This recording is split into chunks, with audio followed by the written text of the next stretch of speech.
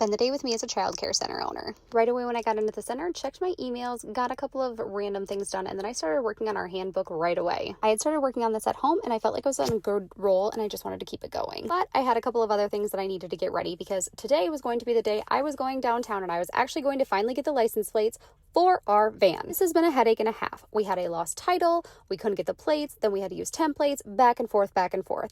Literally so many times that I had gone downtown and cried, and it was just a whole disaster. But I officially have the plates. I got to put the plates on the van and we are set to go. I have never been so excited in my life to give the government my money. Once I had the plates securely on the van, I headed into a classroom to go check on a teacher to see how lesson plans were going.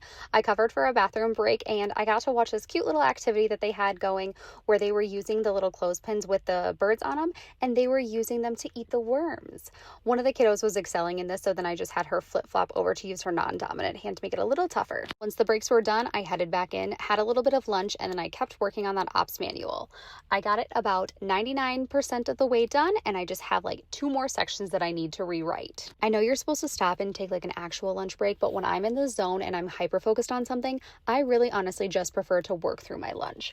I would much rather get this done and over with than stop myself, because if I get out of my flow, it's just going to be a disaster. When my school agers arrived, we sat down and we talked about a bucket filler moment because I gave them all the assignment to have a bucket filler moment for the day. It was so fun to hear all of the sweet things that they did throughout the day. And then we read a story while we waited for the rest of our friends to arrive, and we had a blast reading The Flight of the Dodo.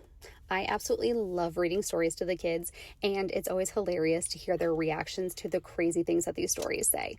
And then I finished up a couple of things and I headed home for the day.